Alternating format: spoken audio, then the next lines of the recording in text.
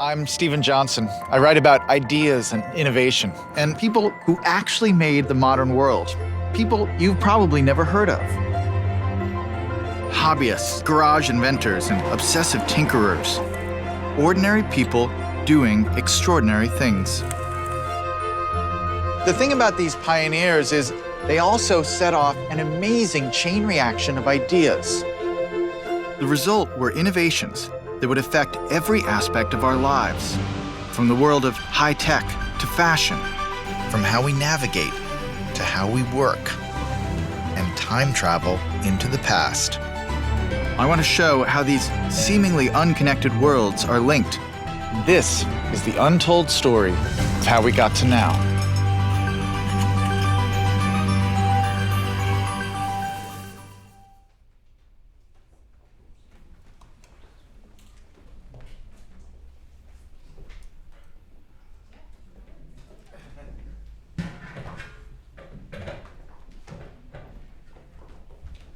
Morning. While they get seated, I'll just introduce a few folks. I'm Beth Hoppy, Chief Programming Executive for PBS.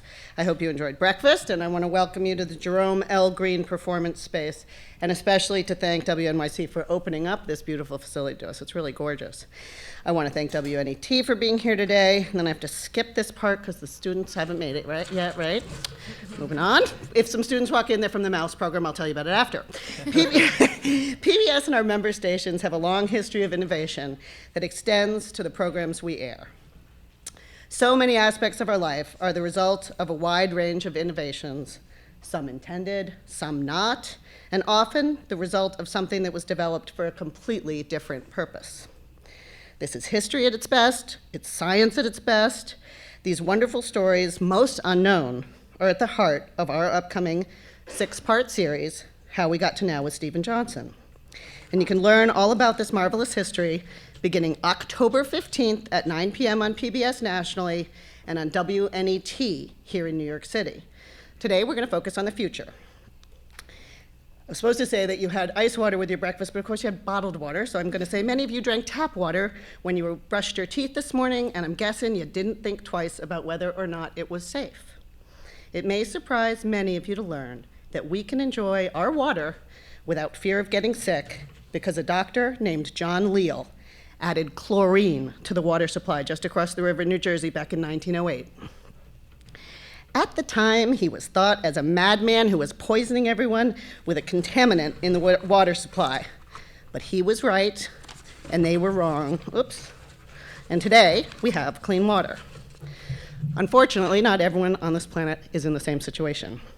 So what is happening now that'll solve the issue of clean water around the globe tomorrow? And what other issues are different communities facing that can be solved next with a little bit of innovation? Thanks to support from the Bill and Melinda Gates Foundation and the Knight Foundation, these are questions Stephen continues to get to ask via an online innovation hub entitled How We Get to Next. The site would not have been possible without Jane Root, who's here, and her team at Newtopia. Oops, sorry. Matt Locke, the site's editor, and the team at the Project Factory who brought the site to life. I invite you to visit How We Get to Next and to explore how innovation is inspired in communities across the world and how the project works to help nurture future innovations. This morning we start that discussion with Stephen, who I'm sure you all know from his best-selling books, The Ghost Map, Everything Bad is Good for You, and Where Good Ideas Come From. In addition to those books and his new series, Stephen has written a new accompanying book, How We Got to Now, which hits today. Stephen is joined by Fred Wilson, who is at the forefront of innovation in tech. Think of some of the most innovative companies you know today: Twitter, Foursquare, Kickstarter, and it's a good bet that Fred's involved. Like PBS, he also has a great interest in K-12 education and nurturing tomorrow's leaders in innovation today. And to tie the conversation together is host of WNYC's wildly popular New Tech City, Manoush Zomorodi. I hope you enjoy the conversation.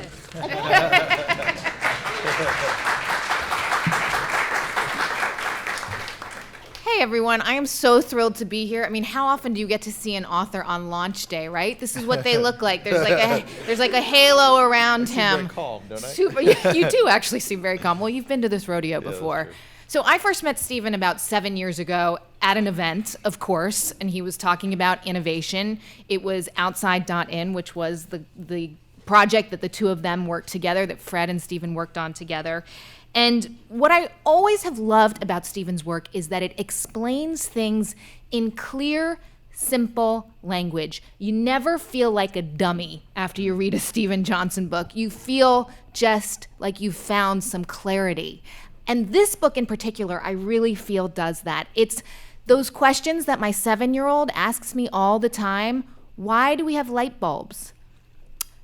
Yeah, I don't know, but I can tell you what the valuation for Zynga is right now, you know? So this is a place where I feel this is like fundamental human knowledge that we all need to have. So the 6 chapters are glass, light, clean, cold, time, and sound. We're going to show you a couple clips this morning. You get to see Stephen doing some wacky stuff on camera. I had no idea he was such a ham. So that was quite interesting. And I just want to start out by asking you, Stephen, you know, a lot has changed in the 7 years since we have met. The iPhone is now ubiquitous. 7 years ago, that was when it came out. Tech is now the number 2 sort of driver of New York's economy. Is there a particularly apt time for this book to come out? Is there something going on that you feel these are stories that people particularly need to know now? Well, I think, I think so. You know, I've written a lot about innovation, as you mentioned, and I always think of it as something that's a bit of an evergreen, that, you know, people are always going to be interested in new ideas and new technology. But I think when we started this project, and it's really great that Jane Root and Beth are here, the two people who most made this possible. So, you know, amazing thanks to them for setting me on this path. But I think one of the things that we all realized is that there was an opportunity to talk about innovation and new ideas in a new way with the show and then with the book, which is to say, yes, we celebrate innovation in this society. You know, we celebrate these amazing companies like Twitter that Fred's been involved with, and the whole amazing tech renaissance here in New York, as well as Silicon Valley culture and so on. But what we were trying to do with this show is actually talk about a slightly different kind of innovation, which is to say that the world is actually made up of all these objects that work so well and have been a part of our lives for so long that we no longer even think of them as technology, or we no longer think of them as scientific advances. And yet the ideas and the creativity and occasionally like insanity that went into dreaming these things up is an incredibly important part of our history. And that's important both in terms of understanding, you know, what it took to create a clean glass of drinking water and to create a society in which you don't worry about dying of cholera 48 hours later. It's important to understand that history because that is an important part of our history. But it's also important in thinking about it from a kind of an educational point of view, thinking about that the next generation of kids out there, some of whom maybe might be arriving, who are going to go and solve these problems, to say, listen, if you want to be in a creative field, if you want to think about technology, you don't just have to do a social media startup. You know, there are these interesting problems out there, and that's, in some sense, what the website, How We Got to Next, is about, is trying to say, okay, we've got this great show that talks about history and talks about the past. What are the contemporary equivalents to these problem solvers that we're celebrating in the show? Let's talk about them, and, you know, have a site that can tell those stories.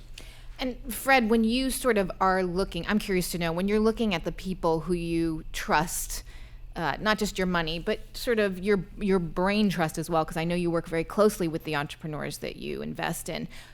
Is there something that you're looking, I'm wondering if there's sort of parallels between what their vision is and how that hasn't changed in over hundreds of years, that there are certain people that see things a certain way, and that we all think, oh, it's, you know, 2014 and tech is really big, but actually there have been, this is not new. Right.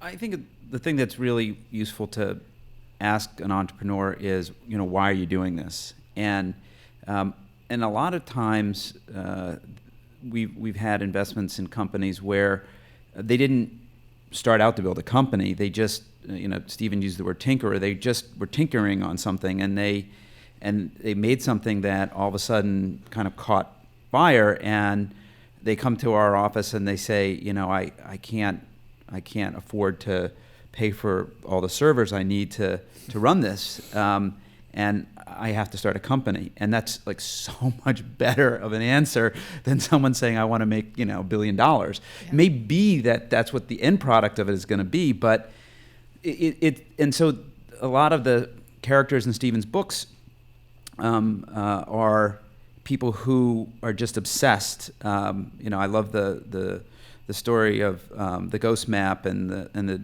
discovery of cholera, the source of cholera, and the guy was just like, he knew he was right. He knew it was a waterborne disease, and everybody else said it was an airborne disease, and he just had to prove everybody that he was right. So it's like that kind of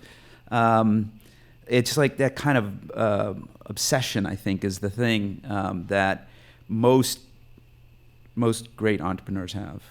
What surprised me, Stephen, though, was stories. So in the Ghost Map, for those of you who haven't read it, it's remind me of his name. Jon Snow. Jon Snow. So he does a map specifically to see where cholera has hit this one neighborhood. And you bring this up. We see you sort of go to that actual neighborhood in London. Yeah, we tell the Ghost Map story in the Clean episode, which I kind of briefly allude to it in the book because I didn't feel like I needed to rewrite that. I had already written an entire book on that story. But in the show, we have a nice 10-minute segment where we kind of tell that story. And yeah, he builds this map that shows the outbreak. And you can see this very clear cluster of death around this pump. Right. When you cluster look at the of map. death, something you always are looking for in an urban setting. It is this funny sense in which it's a terrible outbreak, the most deadly concentrated outbreak in London's history of cholera.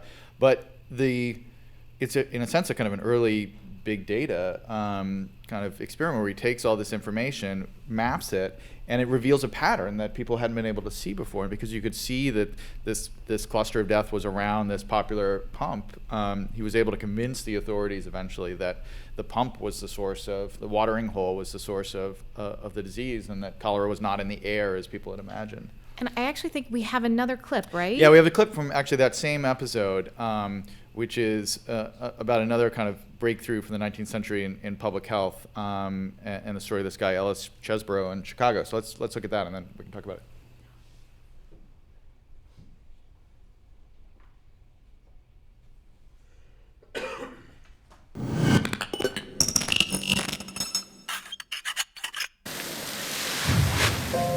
Imagine if the streets outside your door were almost knee-deep in filth.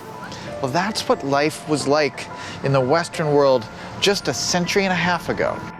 There were no comprehensive sewer networks anywhere in America. It meant that much of the filth you see down here was on the streets and sidewalks.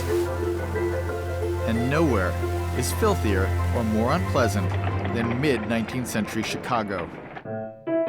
So Chicago hires this man, railway engineering maverick Ellis Chesbrough.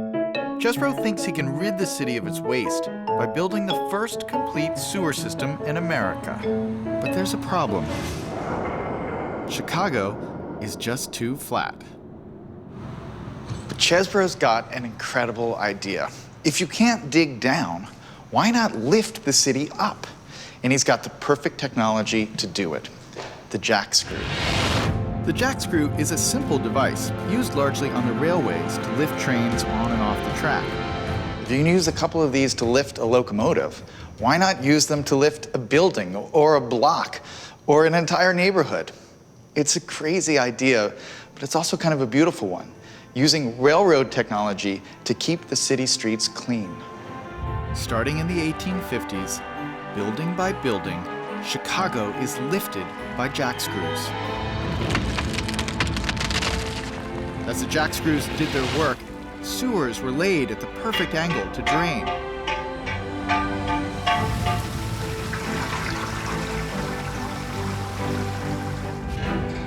With the muck off the streets, attention soon turns to trash. By 1914, over 70 cities in America are providing municipal refuse collection. But lifting Chicago did more than just influence sanitation. It also helped inspire a worldwide subterranean revolution. In 1863, in In London, the first steam train travels under the city. Pedestrian walkways and auto freeways, followed by electrical highways and fiber optic networks, are created around the world.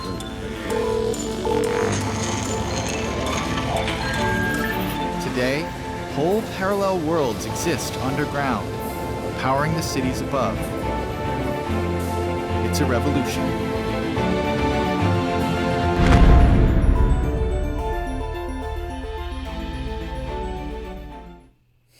Okay, I'm sorry. How many of you knew that story about Chesborough?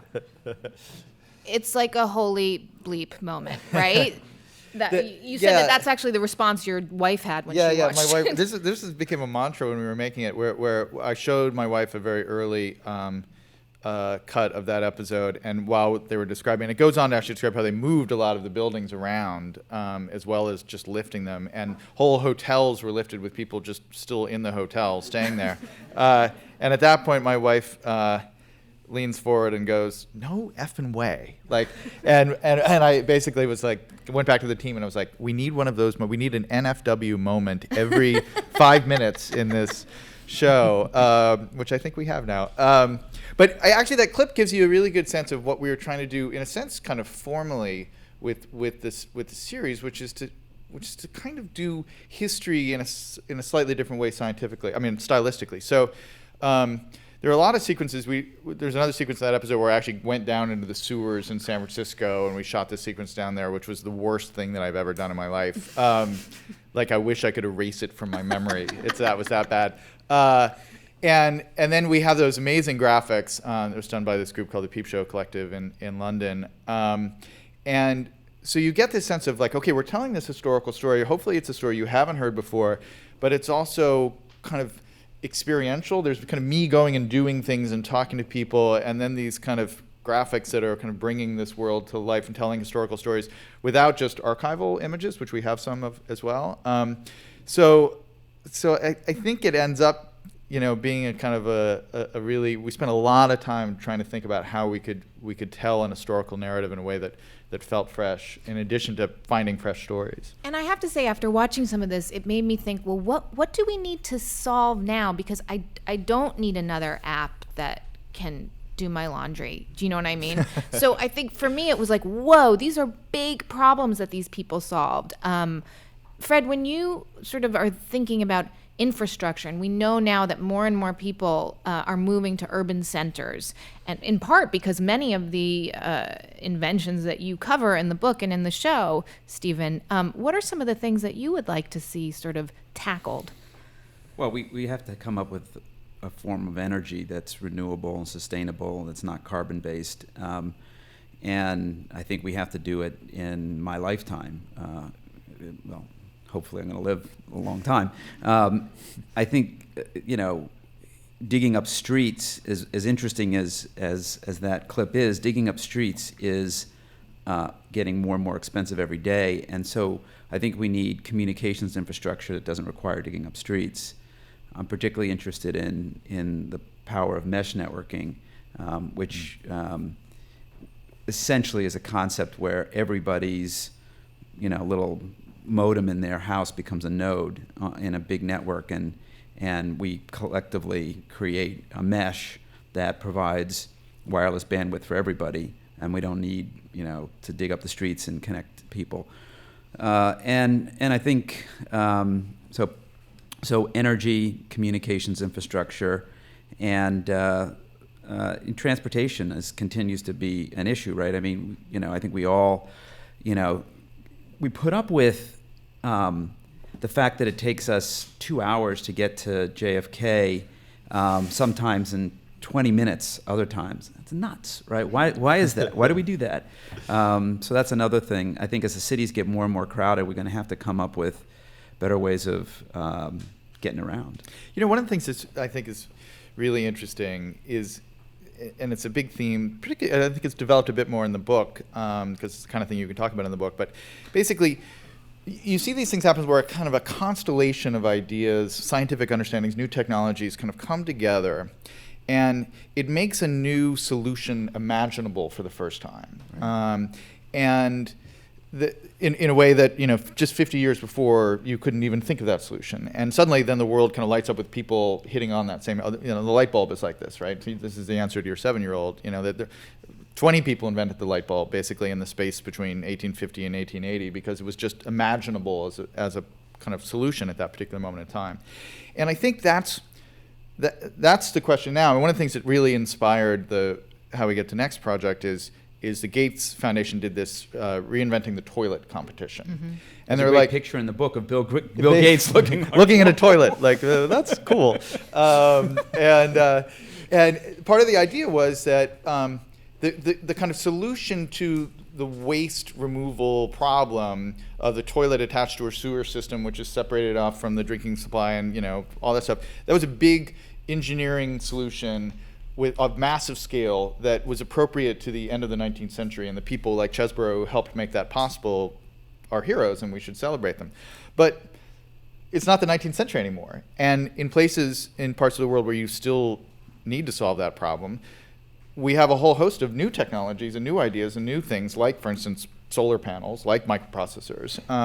And so you can actually build, and this is what the Gates Foundation was kind of challenging people to do, build a toilet that is entirely self-sustaining, that doesn't have to be attached to a big kind of grid of either power or water or waste removal.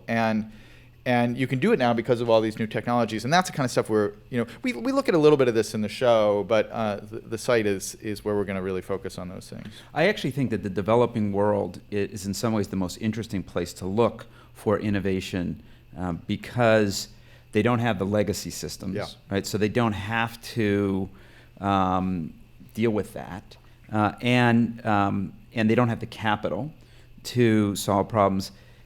Which book did you write about the incubator thing?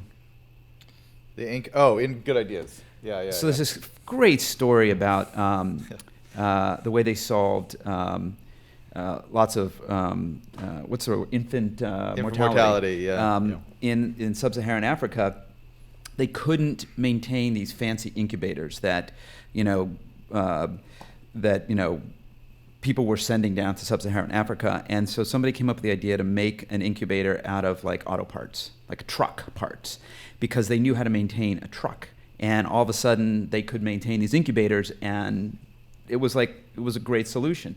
And it's the kind of thing, going back, sometimes it's like, it's not all futuristic stuff. Sometimes it's like putting the pieces together in a different way, and you end up with a solution that works. So it isn't always just about like rocket science. So this social good element, I think actually that sets us up very nicely for, we want to show another clip. Yeah, because one of the things that's important about the show and the book is talking about not only where these amazing solutions came from and these everyday objects that we never think about as innovations, but also all the unintended consequences of these breakthrough ideas. In the book I call these hummingbird effects, these moments where like you design something to solve this problem and it ends up 5 years later, 20 years later, 50 years later, changing a whole other side of society that seemingly is unrelated. And there's a great story about that in New York that we have a clip for.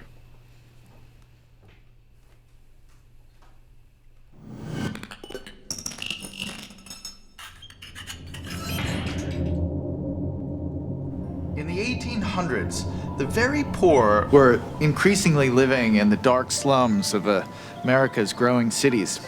One man made it his mission to shine light on their wretched lives, and with a flashbulb, transformed American politics forever. This man is journalist Jacob Rees. He wants to show middle America how the other half lives. Here's Rees in his own words. The sights I saw there gripped my heart until I felt that I must tell of them. Rees bangs out reports for newspapers and magazines, but his words fail to arouse public interest. Maybe a photograph would help. He wants to photograph inside the tenement apartments, but they're simply too dark. Throughout the 1800s, photographers try all sorts of ways to light their photos. A breakthrough comes with a metal called magnesium. All you really have to do is set it on fire. As you can see, it generates a bright light, but it's not very stable, and the fumes are really unpleasant. But then, in 1887, two pyromaniacs from Germany grind up the magnesium and add it to gunpowder. This produces an explosive solution. Flashlight powder. And this is exactly the innovation Rees needs. Rees wants to photograph the people in the tenements unposed and spontaneous. So he sets off unannounced into the slums after midnight. And you can imagine how surprising it must have been for these people when a stranger walks into their home and sets off a small explosion.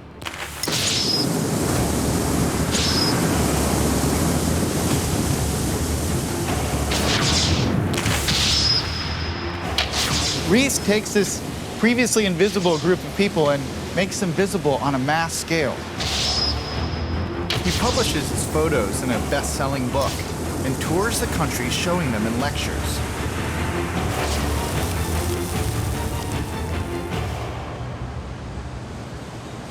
Now this sets in motion a dramatic change in public opinion, triggering one of the great movements of social reform in American history.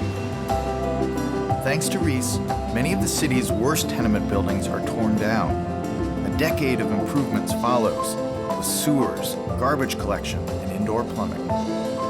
Rees used his pictures to share his vision and change the way we see the world.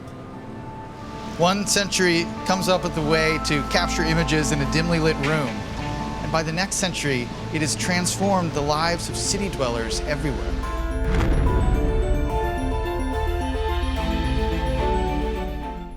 So as you can see, it's like PBS, but slightly squirrely. I love the style of this. Do you know what I mean? Like, we see Steven doing all kinds of weird stuff, but it really explains like how it was hard work. And I had heard the story of Jacob Rees. I had no idea he was busting into people's homes in the middle of the night with this weird chemical concoction and like practically setting them on fire. And like, yeah, I love that sequence, and I'm naturally a very frightened person, and so like there's some little clips of that we didn't show where they're setting me up to light this small explosion, and that we have this kind of expert who's there kind of setting me up, and I'm just like, I'm going to set fire to my hand. I know that this is going to happen. well, the funny thing is you're joking and he's like not joking. He's like poker faced and you're like, the guy's like, no, we're setting things on fire. Concentrate.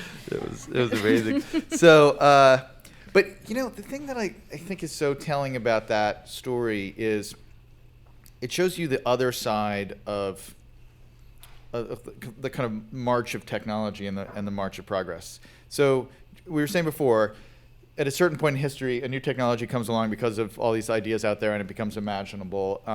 And so, you know, flash photography is one of those things. Someone is going to invent it. If it's not these German guys, someone else is going to come up with a similar solution. A lot of people were kind of working on it. So on some level, that technology was inevitable, right? You rewind the tape, play it again, someone's going to do it, given the existing technologies that are there. What's not inevitable is what Rees did. And it was not at all preordained that one of the first uses for this technology would be to go and illuminate the lives of, the citizens of 5 Points, and in many ways inaugurate this progressive tradition in American politics that changed so many things. And so, in a way, the kind of the march of technological change has its own logic. But what we do with that technology at any given moment is really up to us. And there's a lot of kind of human freedom that's available there, despite this kind of inexorable logic of the technology itself. And I think that Rees story really captures that. It's like Obama saying, things seem messed up in the world, but really it's always been messed up. But now with social media, we can actually see this crazy stuff that's going on. Yeah. And it seemed like he was kind of, blaming social media. But the reality is that, just everybody in the world now can broadcast their whatever craziness to everybody without any filtering or any intervention, and that is changing the world too, like right now in front of our very eyes. What are you thinking of when you say that? Well, look, Islamic fundamentalism is a big deal, and it's everywhere, and now it can spread through parts of the world that it wasn't really lit up before. Like I read an article about Australia, and they're trying to deal with the amount of it going on in Australia. And you would think, well, how is it going? Like where did that come from? It came from the fact that a movement can start in one part of the world and take hold anywhere in the world now, because the communication system that can spread those ideas is real time and all the time.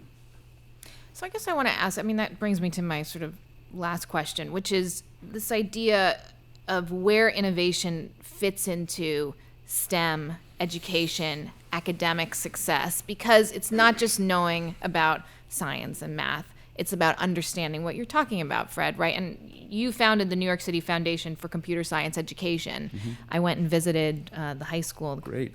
It's really an interesting place. But I think how do we put this into context? How do we use these stories to explain the social element of it?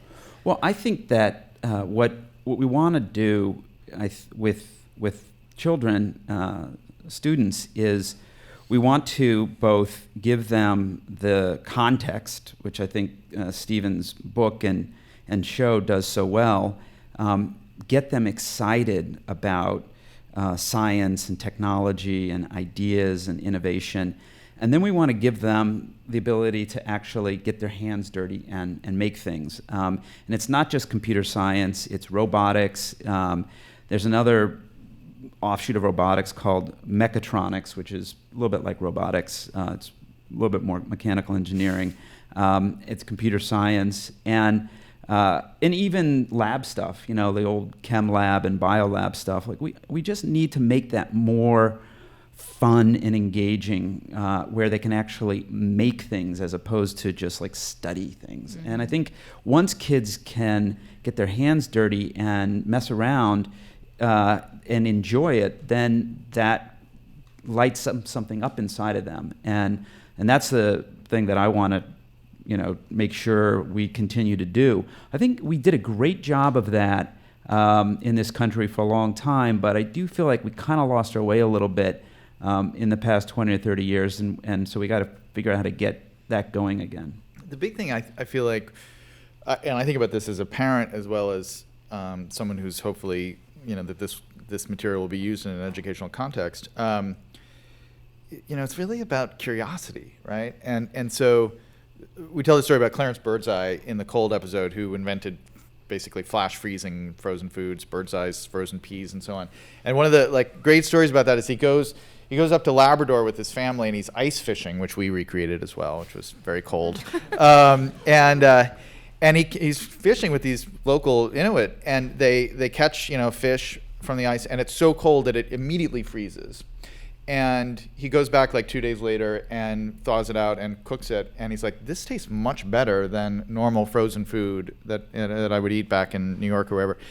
And the rest of us would be like, that was good fish. I enjoyed that meal. He's like, why did it taste so good? Yeah. And he goes off and he does a series of experiments trying to figure out what was it, and he freezes all these vegetables at different temperatures and different speeds, and eventually realizes if you freeze it very fast at very low temperature, it maintains the cellular composition of it. It's like the guy in the invention of air. Priestley. Yeah. He was the same kind of person, it's where he wanted to know why. Yeah. It wasn't like he didn't really want to discover anything. He was just curious. He didn't have and Birdseye didn't have an objective. He wasn't like, I'm going to become a multimillionaire by selling people frozen peas, which he ultimately did. But he was just like, I'm following this crazy little trail.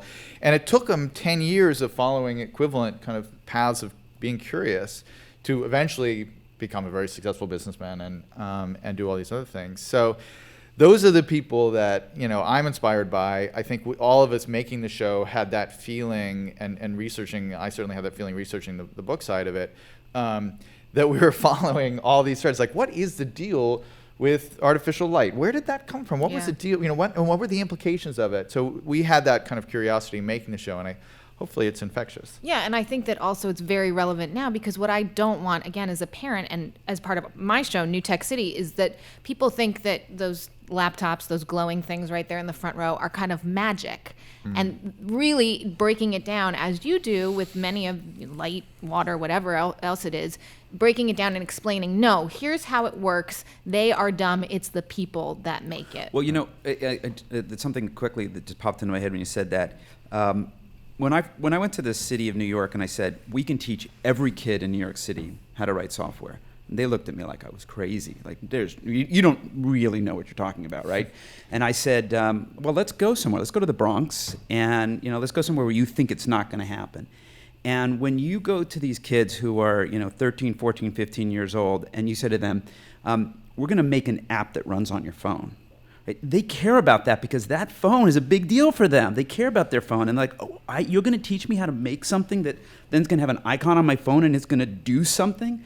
They get really jazzed about that, and then they learn how to do it. It's not that they can't learn. It's just that most of the things that they're learning in school, they don't care about. It's not related to their life. And if you can give them something that they can connect to, they'll apply themselves. And I hope turn into adults who can then, even if they don't become coders, they can ask the questions of the engineers who are making those things. Why did you make those choices for us? We have control. We have the ability to ask for technology that helps our lives, not just your bottom line. It's really just a tool to light up the curiosity. Really, I think Stephen you can got it tell right. We're all It's getting all fired about up curiosity. Up here, yeah. All right, so we have a few minutes. If anybody wants to ask a question, it could be, come on up. There's a microphone right here, if you don't mind. It can be about the series, about how it smelled down in the sewer system, which I think it's going to be a great show, so it's a must see. The question that I have is this. I'm also passionate about innovation. And looking at history and everything else, the one dynamic that I'm seeing is that what's holding innovation back today, I feel, is regulations. Regulations are not keeping track with how fast innovation is moving, right? So the question is, we can innovate all we want, but if we can't actually roll it out and distribute it, well, back in the old days, nobody really cared. You could kind of, like you said, lift a building. Today, try to lift a sidewalk, and they have to fill out 50 forms. What are your thoughts in terms of actually changing the way we innovate regulations? How do we get regulations to keep track with new technologies? Yeah, I mean, well, I'm curious, Fred, you probably have this more with companies in the portfolio, but there's a big interesting kind of movement now of kind of peer regulatory frameworks, and this is part of the kind of Uber battle. Is say like, listen, we've built these kind of bottom-up systems to weed out irresponsible drivers and things like that, and because ordinary users can now rate their Uber driver, and so a lot of the systems that were put in place to ensure that people who were driving a medallion cab were responsible or were not drunk or whatever it is, we don't need as much because we can do it in this kind of bottom-up way, and we've seen with things like eBay that those models actually do work at some scale. So I think that's exactly right. That's the battle that's happening. Do you have companies in the portfolio that are dealing with this? Yeah. But I think that's why I mentioned that like the developing world is a really interesting place where they don't have a lot of that regulation. So I think you'll see a lot of innovation happen in places where it can flourish. And there's a academic named Paul Romer he's an economist. He was at Stanford and now he's at NYU, and he studies this issue, and he talks about Philadelphia, and the reason that Philadelphia really took off was because they had an enlightened attitude towards immigration, and you could be a Jew or you could be a Christian or you could be whatever, and you could live in Philadelphia, and their economy took off and trading took off, and that forced all the other colonies to become more progressive in their thinking about these issues. And I think that what we'll see other parts of the world embrace innovation, and healthcare is a great example of it. It's very difficult to get a drug through our medical system now, and more people are now going to other parts of the world to get treatments for heart disease, for cancer, for Alzheimer's, where they're just more willing to let people try things.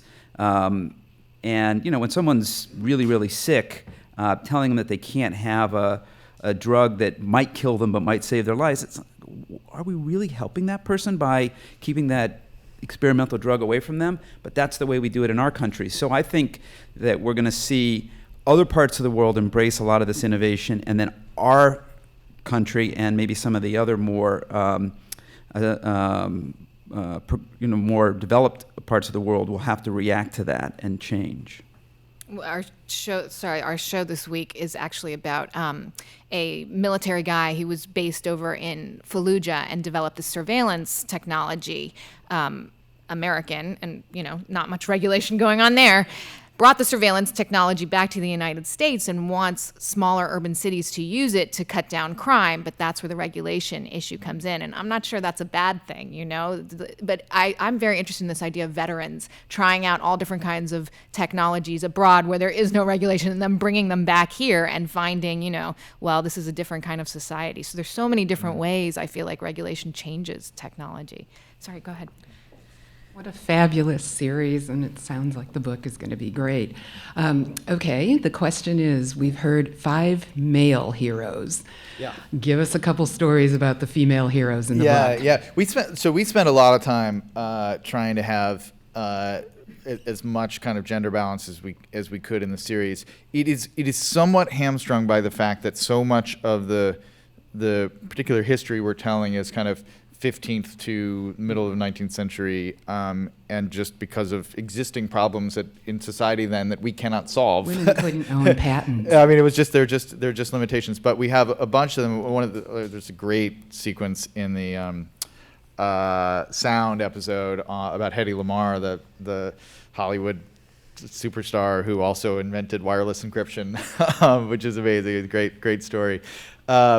And we, in the book, actually, I have a whole epilogue about Ada Lovelace, and like really arguably the first computer programmer, and her collaboration with Babbage. And we have a bunch of other women. And the other thing, there are people that I kind of visit in the show who are kind of experts at various points. We don't really do formal interviews, but I kind of go and do things. And so there's actually a lot of women in the show. And there are a number of other stories that involve women, but there's only so much you can do in some sense when you're telling those older stories. Female heroes are really important for the young girls. Absolutely. Maker series, right? Yeah, Makers. I keep thinking about it. Oh, yeah. Tonight, is that right? Episodes on women, mostly, in our lifetimes, because that's when we. Yeah, that's If great. you haven't seen it, the Maker series is Comedy, yeah, Terrific. Tonight, at what time, Beth? 9:00. 9 o'clock. Tune in. Hi. So I have a question regarding kind of reconciling VC and innovation. Okay, so you spoke about sometimes these ideas are slow simmers. I saw a video of you talking about that it's not always like a light bulb idea. And you've talked about that when you speak to people, it encourages you when they're curious and passionate and they have a why and they don't just say, because I want to sell out. So if VCs are looking for exits, of course, I'm not talking about you at all. But let's just say many VCs are concerned with exits. And then you have passionate people who are perhaps not as money-minded. How does that tease out? I think that there definitely is a little bit too much of a get-rich-quick mentality in the startup culture in the United States and possibly around the world, and that there are good reasons to build companies for the long haul and not just to flip them and get rich quick. But I think these things go in cycles and go in waves, and we're definitely in a wave right now, which is very much a